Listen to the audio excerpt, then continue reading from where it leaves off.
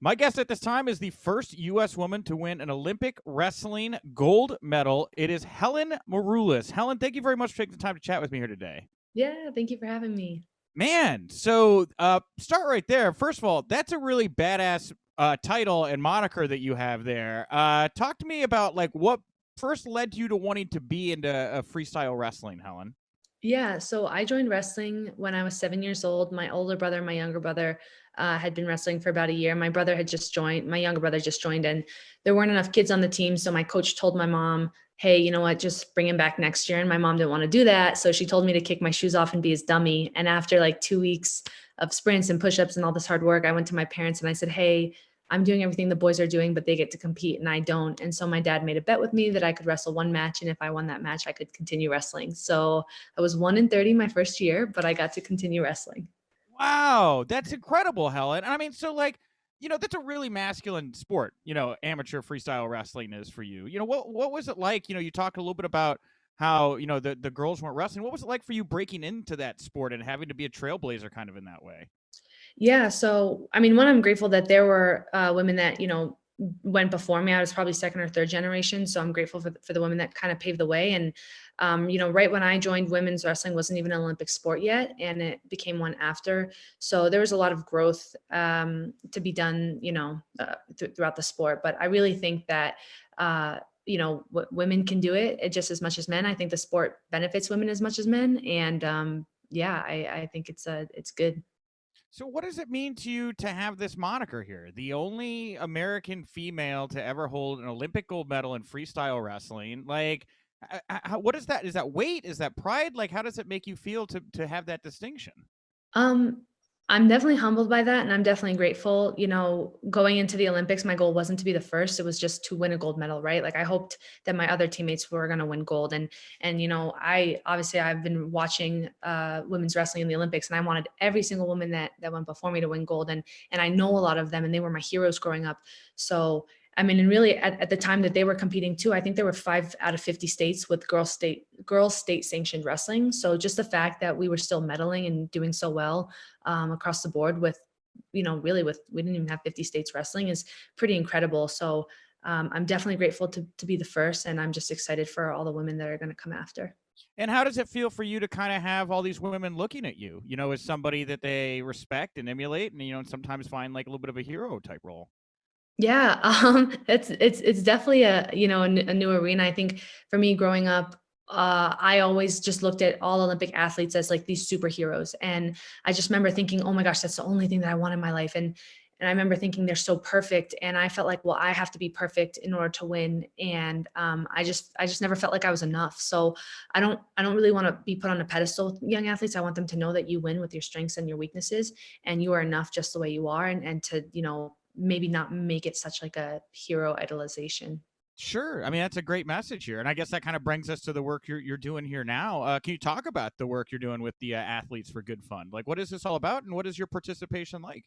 Yeah, so I'm super grateful to be a P&G athlete. I was with them since I think 2019, 2020, and then after everything with the pandemic, they opened up this campaign, and it was called "Your Goodness Is Your Greatness," Yeah. and you could apply for a grant up for up to $10,000. And so I'm super grateful that I received that grant, and that was going towards the refugee camps to help to help create safe spaces for displaced people.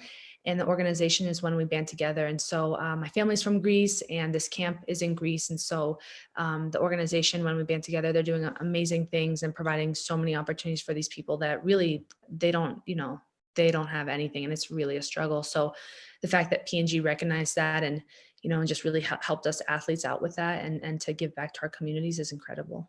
Because yeah, I was reading a little bit about you before we spoke. Was it your grandparents that were first generation immigrants from Greece? Is that right? Even my dad, yeah, my Dad? dad. Oh wow, even Yeah. closer to the vest. So like, how what does that how does that add to the pressure wise? As you all are making your space here in America, and boom, you come in right out of nowhere, and you win an Olympic gold medal for the country. I would imagine that's incredible. Yeah, it's really cool. The Olympics originated in Greece, Oh and yeah. then here I am in America, and I think we're the best country in the world.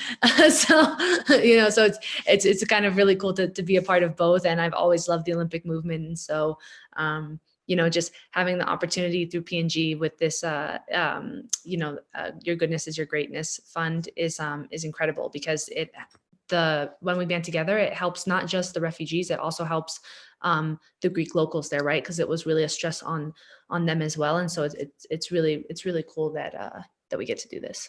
So you're not just working with the Olympics, you're also working with the Paralympics, right? We just watched this wonderful vignette that they put together about the campaign. How is it like for you talking to, getting to know the Paralympic athletes? Yeah, so they actually changed the name to the United States Olympic and Paralympic team maybe 2 or 3 years ago, and it was really cool because I have a lot of like close friends. One of them was Tatiana McFadden.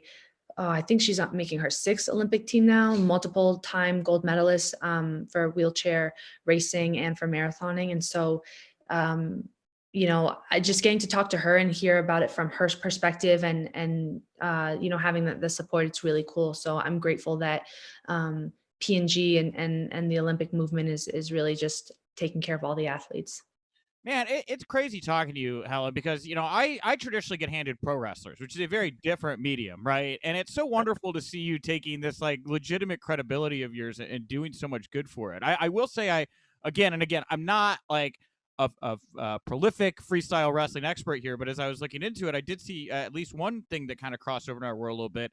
And I know that's in recent years you've dealt with some issues with concussions. Is that Mhm. correct? Yeah, Yeah, yeah. you talk about how you don't want to be put up on this hero pedestal. What did you learn by dealing with the concussions, and what kind of message do you want to send to other athletes out there about what you've learned while dealing with your own issues through that?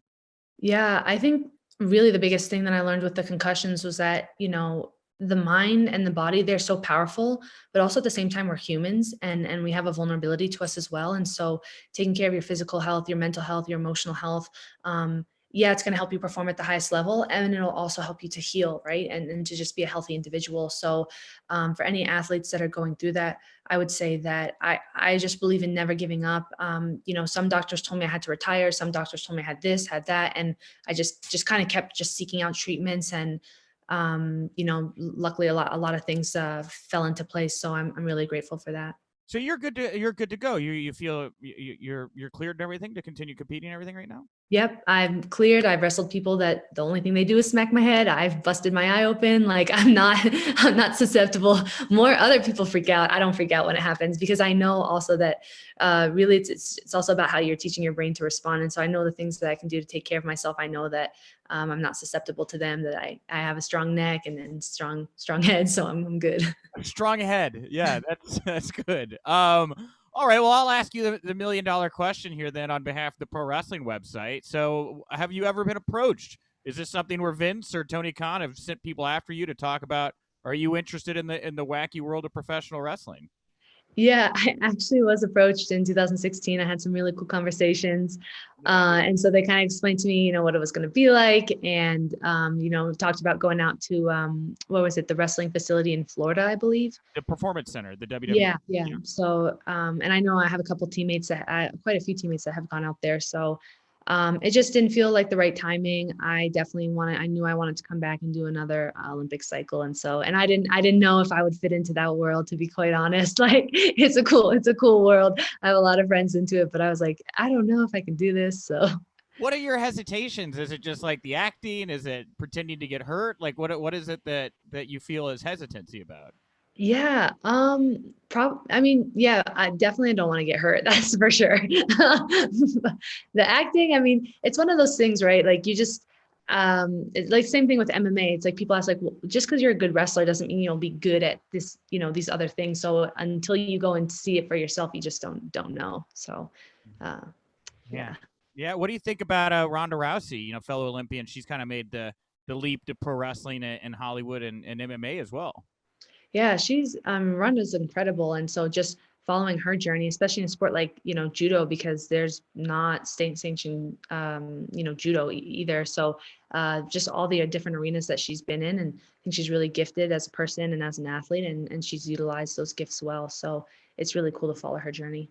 And similarly, obviously she made her way into a UFC cage. You say you're good to go, get your eyeball busted open or your head cracked or whatever it is that you just described there. Would you consider a foray over into UFC, Bellator, or even like a Triller type? Yeah, you know what? I don't know. I've said no, with all the concussions, it's like, why do I want to get punched in the face? I don't. But I love, I love the battle and I love the strategy of things. To me, it's just like chess. And so, just watching the fights this last weekend, I'm like, oh man, this is super interesting. So, but we'll see. We'll see. We'll see. I guess that's not a no. That's a like, it's not a no, but it's not a yes. Okay, wonderful. That's fine. That's fine. All right. Hey, Helen, I want to thank you so much for taking the time to chat with me. It's really an honor. My girlfriend, by the way, her dad was an Olympic freestyle wrestler in the 80s. And No. so this is actually like the most excited he's been for any of the interviews. He doesn't care about the pro wrestlers. So like huge props in this household right here. Is there Awesome. is there anything you want to plug, promote, put over here before we wrap up today? Yeah. I just want to highlight what P&G is doing for the Olympic and Paralympic athletes with this athlete for Good Fund and just their message, lead with love. I think that's a really important message, especially for a time such as this. And so I'm really grateful for this opportunity to speak about it. And thank you for having me.